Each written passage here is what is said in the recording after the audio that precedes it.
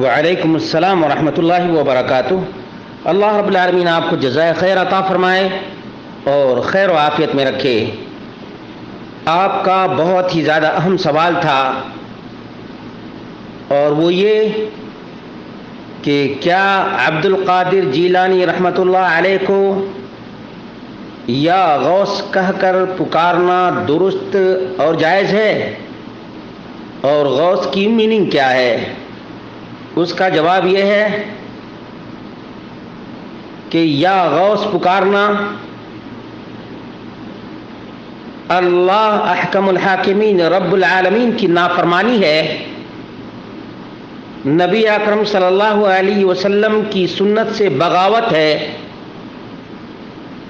اور صحابہ کرام رضوان اللہ تعالی علیہم اجمعین کے منہج سے انحراف ہے،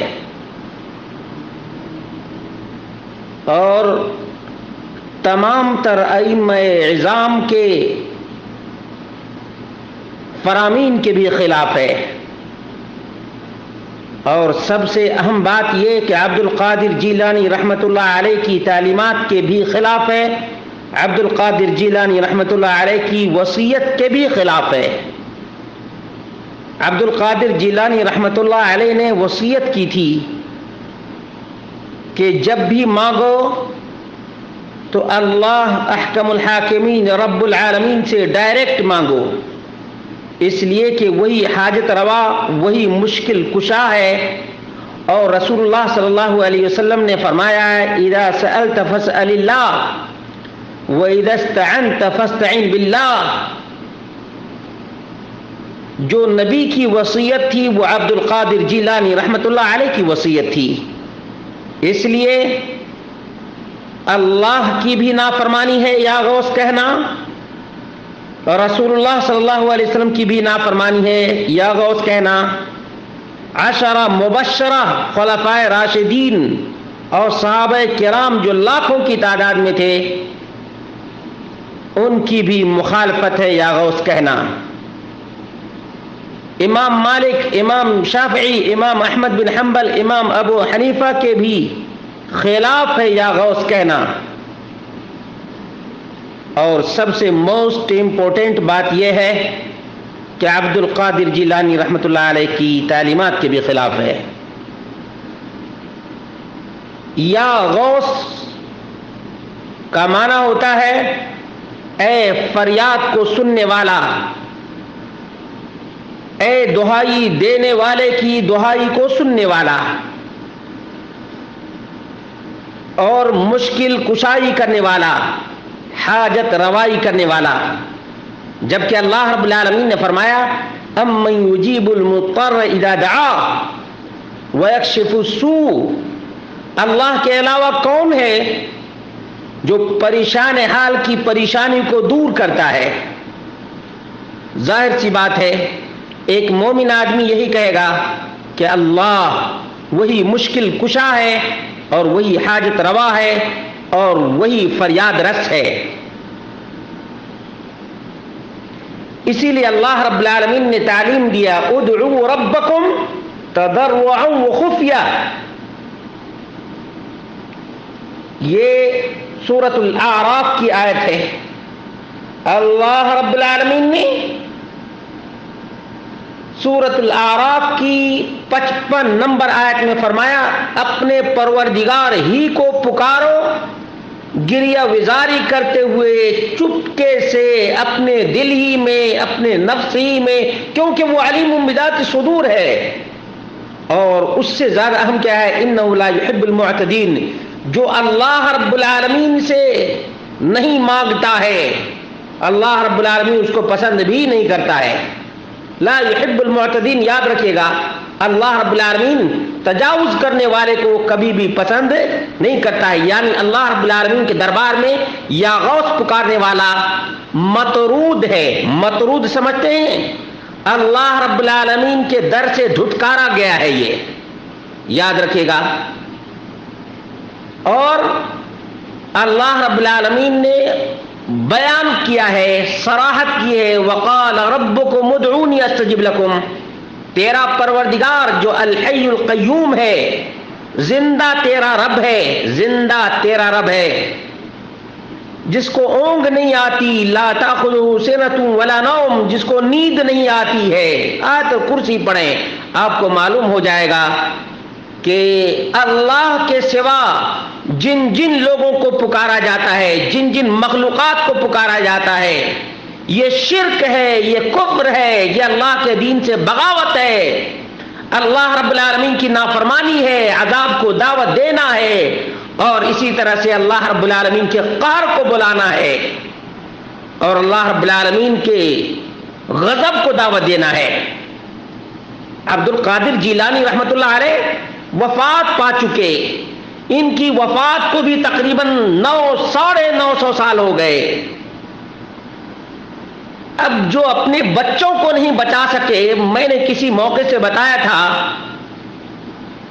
کہ ان کی 14 بیٹیاں تھیں، ان میں سے ایک بیٹی باقی رہ گئی تھی، باقی سب کی سب ان کی زندگی میں وفات پا چکی تھیں۔ ان کے کافی سارے بچے تھے، ٹوٹل 49 ان کے بچے تھے۔ یاد رکھے گا، بچے کتنے؟ تھوڑے ہی بچ گئے تھے، باقی سب ان کی زندگی میں موت سے دوچار ہو گئے، یہاں تک کہ وہ درس دیتے ہوتے اور درس ہی کے دوران معلوم ہوتا کوئی نہ کوئی بچہ ان کا انتقال کر گیا ہے یا ان کی بچی کا انتقال ہو گیا ہے، اور وہ اپنے دل کو اتنا مضبوط کیے ہوئے تھے کہ اللہ تبارک و تعالیٰ نے دیا ہے، اللہ تبارک و تعالیٰ لے لیا۔ وہ اتنا رنج و ملال اور اتنا حزن و ملال کا شکار نہیں ہوا کرتے تھے، کیونکہ ان کا ایمان اللہ رب العالمین پر تھا۔ وہ اللہ عرش عظیم کا مالک ہے، اس پر ان کا یقین تھا۔ اسی لیے ان کی کتاب میں آپ دیکھیں گے کہ وہ ہمیشہ اللہ کی طرف لوگوں کو بلاتے، اپنی طرف کبھی نہیں انہوں نے بلایا، کبھی نہیں کہا کہ تم مجھے پکارنا، میں تمہاری فریاد کو آؤں گا۔ یہ تو جھوٹے لوگ ہیں، مکار لوگ ہیں، عیار لوگ ہیں، کذاب لوگ ہیں، جو ان کے نام پر آپ کو دھوکہ دیتے ہیں۔ یہ سب کے سب آپ کے سماج کے، معاشرے کے اور سوسائٹی کے دشمن ہیں، قرآن کے دشمن ہیں، نبی کے فرمان کے دشمن ہیں، جو آپ کو اللہ کے در سے ہٹاتے ہیں اور مخلوق کے در پہ جھکاتے ہیں۔ ان کا مقصد یہی ہے کہ اللہ کا نام نہ لے، اللہ کے بندوں کا نام لے، اللہ عرش والے کا نام نہ لے، فرش والے کا نام لے۔ آپ کے ایمان کا کیا تقاضا ہے؟ آپ نے کلمہ کس کا پڑھا ہے؟ ظاہر سی بات ہے، ہمارا ایمان اور یقین ہے کہ آپ لا الہ الا اللہ محمد الرسول اللہ پڑھتے ہیں۔ کیا آپ سمجھتے ہیں کہ دعا بہت بڑی عبادت ہے؟ رسول اکرم صلی اللہ علیہ وسلم نے فرمایا الدعاء هو العبادہ، الدعاء هو العبادہ، دعا عبادت ہے۔ اب اس دعا کو کوئی آدمی، اس عبادت کو کوئی آدمی کسی مخلوق کے لیے کرتا ہے، اس میں کوئی شک نہیں کہ یہ شرک ہے، اور شرک جرم عظیم کا نام ہے۔ اتنا بڑا یہ پاپ ہے کہ زمین کو پھٹ جانا چاہیے اور آسمان کو شک ہو جانا چاہیے۔ لقمان علیہ الصلوۃ والتسلیم نے اپنے بیٹے سے کہا تھا یا بنی لا تشرک باللہ ان الشرک لظلم عظیم، بیٹے شرک نہ کرنا، شرک نہ کرنا، کائنات کا سب سے بڑا ظلم یہی شرک ہے۔ اللہ رب العالمین کے جتنے بھی عذابات آئے، جتنے بھی اللہ رب العالمین نے قوموں کو ہلاکتوں میں اور تباہیوں میں مبتلا کیا، اس کا سب سے بڑا ریزن کیا تھا؟ اس کا سبب کیا تھا جانتے ہیں؟ یہی شرک تھا۔ کبھی 5 کو پکارا کرتے تھے، پنجتن پاک کہا کرتے تھے، اور سورہ نوح جو 29ویں پارے میں ہے اس کو آپ پڑھیں گے تو آپ کا ایمان اور بھی تازہ ہو جائے گا، اور بھی تازہ ہو جائے گا۔ آج بھی لوگ اللہ کو نہیں پکارتے، اللہ کے بندے کو پکارتے ہیں، اور وہ کون بندہ؟ جو خود مر چکا ہے، اللہ رب العالمین نے فرمایا انک لا تسمع الموتى، مردے کو تو آپ سنا ہی نہیں سکتے ہیں۔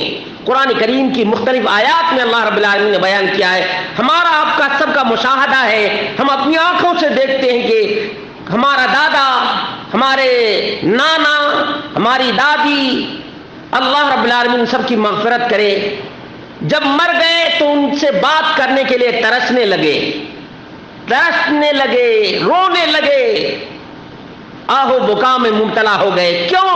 اس لیے کہ ہمارے دادا، ہمارے نانا مر گئے تو پھر بات نہیں کر سکے اور پھر سن بھی نہیں سکتے، آخر کار نواسے، پوتے ان کو دفن کرتے ہیں۔ عبد القادر جیلانی رحمۃ اللہ علیہ کو بھی دفن کیا گیا ہے، ان کی بھی قبر بنی، وہ بھی مٹی میں چلے گئے۔ جو مٹی کے اندر چلا گیا وہ نہیں سن سکتا ہے، اگر زندہ بھی ہو تو نہیں سن سکتا ہے، نہیں سن سکتا ہے۔ مومنو یہ بات اپنے ذہن میں بیٹھا لو، نہیں سن سکتا ہے۔ نبی اکرم صلی اللہ علیہ وسلم سب سے بڑے نبی، اشرف الخلق، تمام مخلوقات میں سب سے اونچا، سب سے اعلیٰ، سب سے عرفہ جو مقام ہے وہ محمد رسول اللہ صلی اللہ علیہ وسلم کا ہے۔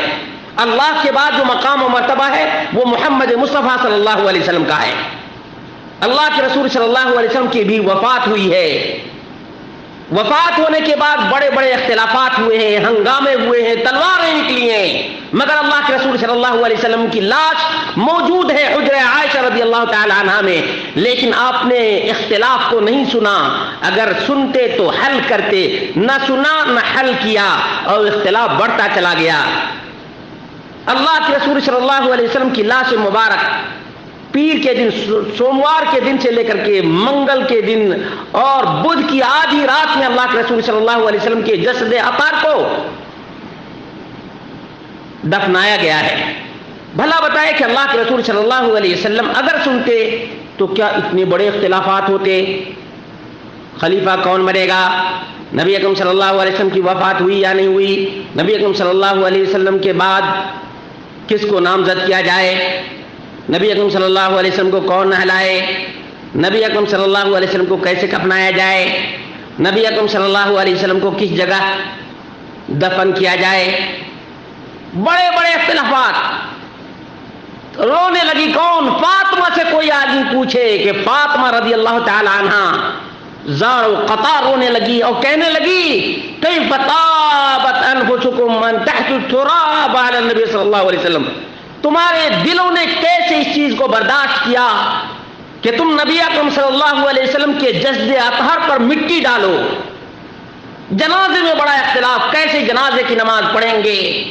یقیناً نبی اکرم صلی اللہ علیہ وسلم اگر سنتے تو یہ ہنگامے نہ ہوتے، تلواریں نہیں نکلتی، عمر فاروق تلوار لے کر نہیں آتے، کہتے نہیں کہ کوئی آدمی اگر یہ کہے گا کہ نبی اکرم صلی اللہ علیہ وسلم کی وفات ہو گئی ہے تو میں اپنی تلوار سے اس کی گردن کو تن سے جدا کر دوں گا، یہ مسئلہ۔ لیکن ابو بکر صدیق رضی اللہ تعالی عنہ کی جرأت ایمانی کو آپ دیکھ لیجئے، کہا من کان یعبد محمدا فإن محمدا قد مات، رواه البخاری۔